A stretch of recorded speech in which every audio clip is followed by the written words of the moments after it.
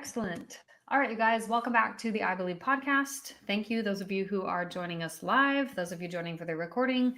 We're grateful that you are here to listen. And today I'm joined by a special guest from No Story Lost. It's actually founder or co founder Andrew, who founded No Story Lost shortly after recording their grandfather's story. So I'm not actually going to tell the whole part of his intro because I want him to be able to share more about how he founded No Story Lost. So can you just tell us, Andrew, a little more about who you are and how No Story Lost came to be? Yeah, totally. Thanks for having me. So I grew up as a part of a big family in Calgary, in Canada here, and we had tons of family gatherings. So uh, together we were 14 or 15 people, and we had these grandparents who were kind of at the center of it all. And so the guy that starts the story is this man who is my grandfather, Alan. We call him Pop.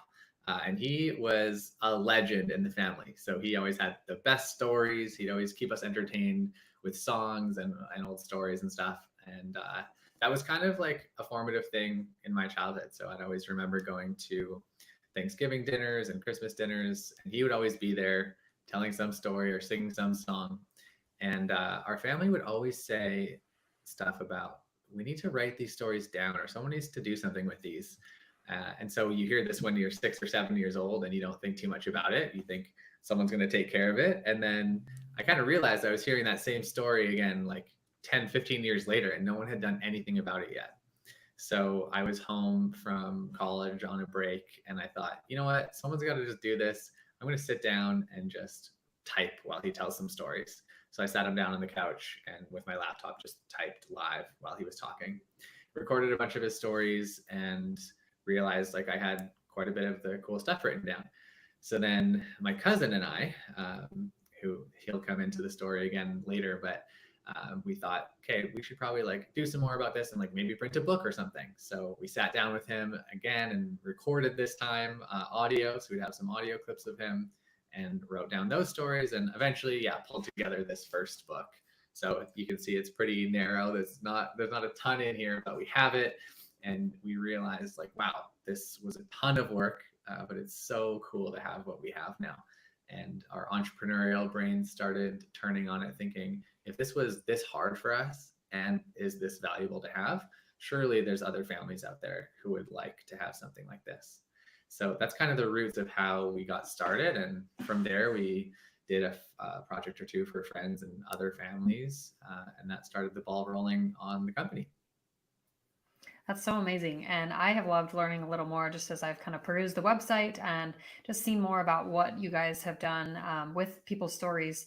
And I actually just finished reading a book series that, I mean, fantasy, unrelated, but one of the phrases that I loved from this that I actually titled our interview with was just this idea that like your story is worth telling. And that was just Right. something that really sunk in, especially as a stage 4 cancer patient myself. When you're really just facing your mortality with a cancer diagnosis, that can feel really daunting. I think in some ways, like you mentioned, that it's a lot of work, but also I think there's that level of wondering, when I'm gone, whether it's due to cancer or just whatever happens in my life, Mm-hmm. like is my story worth remembering? I think that's a question that we then have to face as cancer patients. So I'm curious, what's your opinion on why capturing life stories might be important and impactful, specifically for people in a cancer community, um, Mm-hmm. like who might be facing the more terminal or risky feeling stage 4 diagnosis. Yeah. So I think it's easy to feel intimidated there that, like, do I really have a story or a bunch of lessons to leave?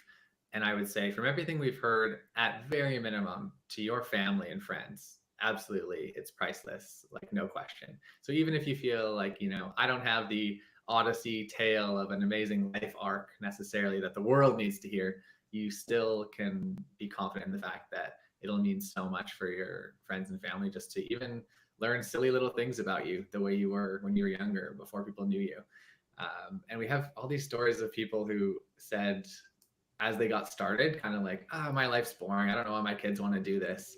And then you get stories out of that, things like when they met JFK, or like this woman who said they had no stories. And then in the first interview, she's talking about how she lived in Manchester in the war, and a bomb came through their ceiling, through the second story, landed in their living room, didn't explode, and they had to move to the neighbors for a few weeks. She was like 3 years old or something. So Oh my I would goodness. say being so close to your own story, you also might think it's less remarkable, but pretty much everybody has something interesting that someone maybe doesn't even know about them. Then you kind of ask specifically about for cancer patients. And the story kind of comes back around here with my cousin and I, because so he's my best friend, he's my business partner on No Story Lost.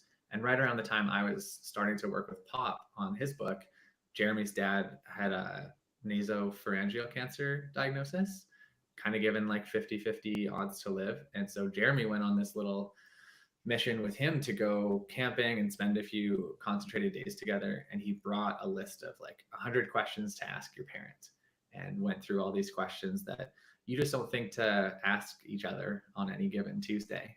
But it's sometimes it has to be faced with these difficult circumstances to think, what should I be learning? What should I be asking or telling to my family from my life that we mostly just hold in our heads? So I think that was really formative for Jeremy as well, to have that tough experience and then go through asking those questions, learning so much about his dad that was always at his fingertips, but he'd never accessed before. Um, and I think that showed Jeremy especially really the power of even just those basic stories. So that's kind of the other half of our founding story.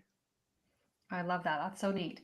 And I think it kind of brings back this idea that I guess one question that I had is, do you have people who are participating with No Story Lost who are they mostly focused on, oh, they're at the end of their life, or they've lived a lot of life and they're capturing their stories, or do you have kind of a mix of people who they're just wanting to, I mean, write down things from being a first time parent to graduating high school, like that they just have a desire to capture those kind of monumental parts of their life, or like you said, just the simple things.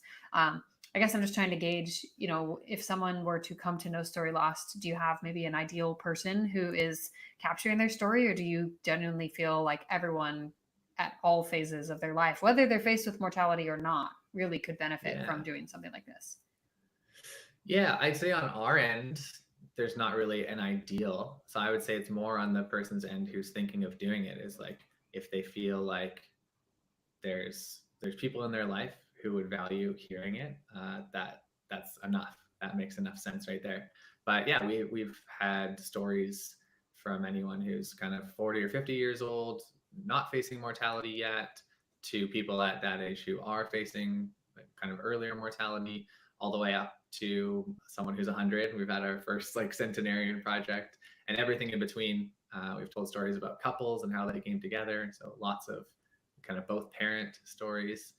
So yeah, anytime that someone can tell stories over audio and we can record it, we can make a book out of it. So yeah, people have That is also so done like neat. their wedding story and kind of extended it beyond what we even initially planned, to anytime there's stories worth telling that are important to write down. I think that's so important. So speaking of, you mentioned the audio and writing things down. Can you just tell us a little more about the audio or the story capturing process at No Story Lost, and Yeah. and how is it that you guys actually, provide this as a service, so Yeah. that people can understand what that looks like? Yeah, so going from kind of this old process where we cobbled it together, we really broke down like what has to happen here and how can we systemize all those steps to make it make a lot of sense, and have it turn out like our newer books, which are a lot more substantial and have color and photos and all that stuff. So they kind of look a little bit more like a proper coffee table book when they're done. So what we do is the first step is a welcome call, where we'll just sit with the client and ask, like, what do you really want to see out of your book? What would make it amazing? What are you hoping is definitely in there? What are some questions we should ask the storyteller? Maybe what are some questions we shouldn't ask if there's anything difficult that we shouldn't bring up? And then we kick off interviews. So we'll assign a writer, and that person will do all the interviews with the person and will also be the person to write the book. So there's really good continuity and understanding of the context. Those phone calls are recorded, then we transcribe them, then the writer will write it out into a manuscript, and we gather photos from the family and their favorite color palette, so whatever kind of color they want to have in their book, and put it all together into like a designed copy. then the family gets to see it, go through it all, correct the names of people and places that we might have not known the spelling for, all those sorts of things, make sure it looks perfect, and then we go to print. So those are the steps that yeah, might seem simple to pull a book together, but in the end, you realize it's like a whole series of people and things that we bring together. So is this a process that you guys have been able to adapt for like people who you mentioned like maybe they only want to tell a segment of part of their story, maybe they don't want to tell their whole life story, like they just want to focus on one Mm-hmm. area. Have you guys adapted in those kinds of circumstances? Yeah. So adaptations for like we've done memorial projects for people who are already gone. We did a project about a 2-year old during COVID who his grandma had never met. So it was just kind of the parents telling all about him so that grandma could learn more about him. So in terms of like different types of projects, for sure. And then other kind of adaptations we've made would be around the process where someone might be deaf or someone might speak English second language or other ways that it would be difficult to do the interviewing. Mhm. So in that case, oftentimes having someone else join, like a child or a friend, join the interviews to kind of help move things along has helped. So yeah, we try to be adaptable and inclusive where we can, just to however we need to kind of get those stories told. Well, and as I think about this and just kind of applications, I'm just thinking, okay, like maybe this is just me, but I'm sure there's a few other people in our cancer community, at least of ocular melanoma patients, who would just have like this would be such a unique way to tell your diagnosis story. And we have Mm, we have the occasional person who they've defied all the odds, right? They're 19 years out from diagnosis despite the fact that maybe all of the statistics we have today say that shouldn't really be happening. And so like they've yeah. survived, kind of against all odds, and to be able to have them capture or have them have the opportunity to capture their story and to share, all of the different things, because I think that a lot of maybe a lot of the cancer patients really just in really any community of people who deal with cancer, you develop a level of resilience and you develop a level of just kind of the getting through it that you start to really hone, I think, as a person. Like you kind of develop the confidence to cope with your own diagnosis. And everybody Hmm. is unique and that's going to look different for everyone.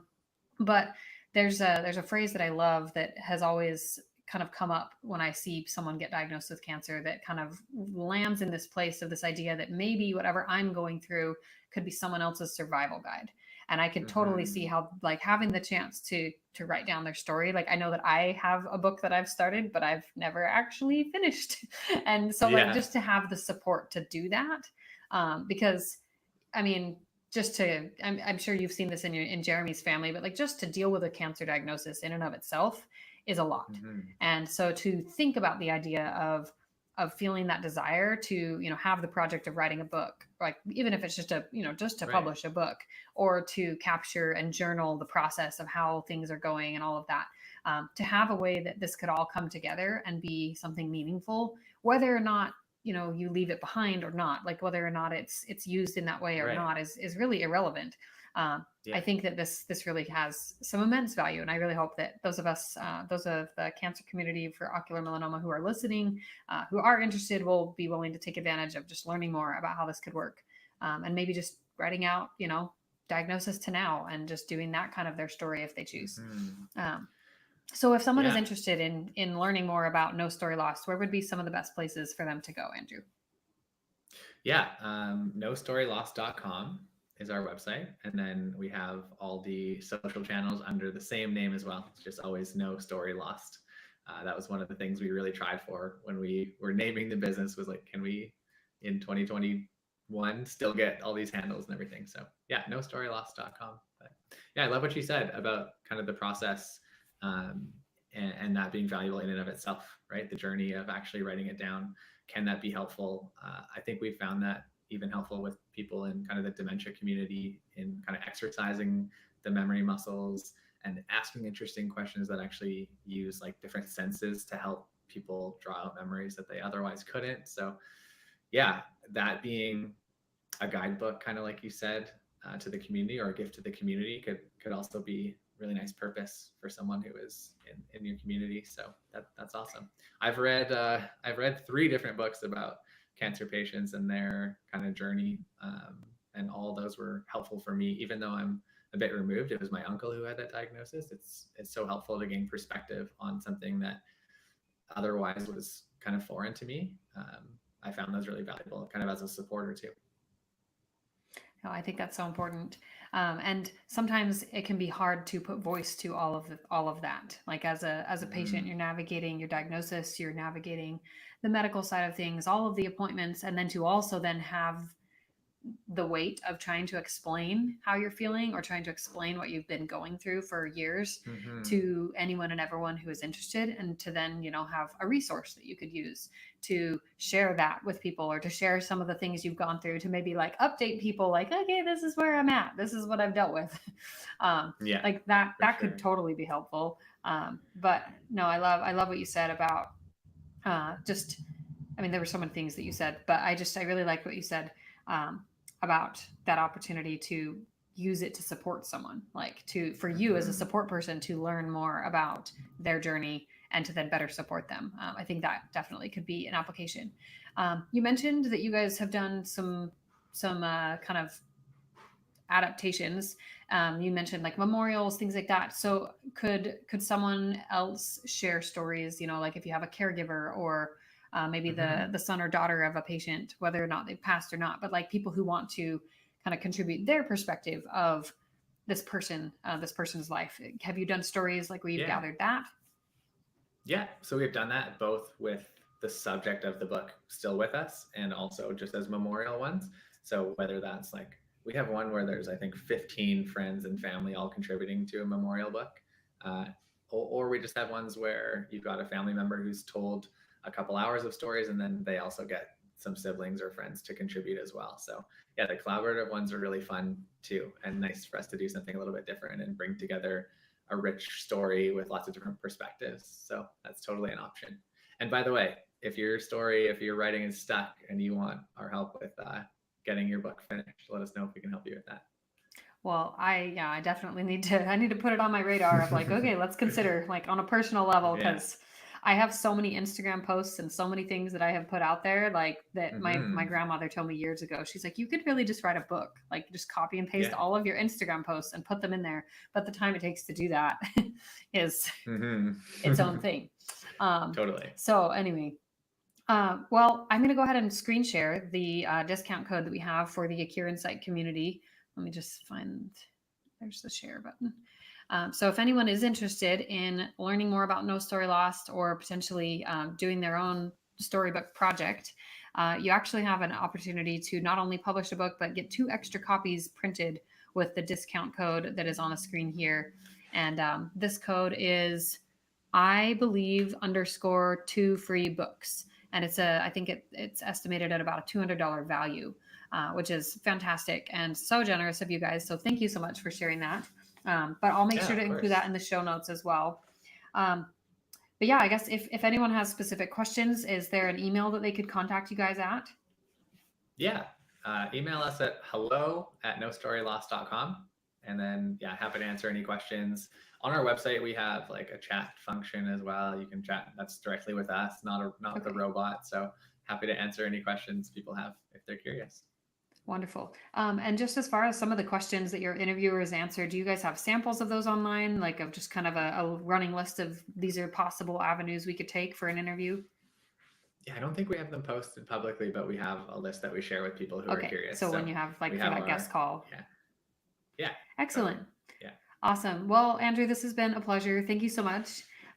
Thank you for joining us and for taking the time to just help explain this and putting this out there to our community specifically, and just seeing the value of really capturing people's stories in a tangible way. I think that that's something that an art form, that historically humankind has had for so long. And it's really neat to see it come full circle with the advances of technology and the passion and the dedication of a team like No Story Lost to bring people's stories and keep them somewhere treasured and tangible. So thank you so much. Thanks for the kind words, and thanks for having me. Yeah, of course. Just by way of announcements for anyone who's kind of, as we're wrapping up, if you guys are listening, please make sure to check out lookingforacure.org. You can check out the races and events that we have coming up. We do have our Tampa race coming up on March 24th, I believe. So that's our next one. And then we've got a few coming in the early summer. If you're interested in donating to the podcast, please do so. You can head to ocular-insight.org/donate. And if you're interested in interviewing like Andrew here on the podcast, whether you're an ocular melanoma patient or you have just a different story to tell, or a different resource, or something that would be helpful to our cancer community of ocular melanoma patients, then don't hesitate to reach out at contact@ocular-insight.org. We will see you guys next time. And Andrew, thanks again for being here. Thank you.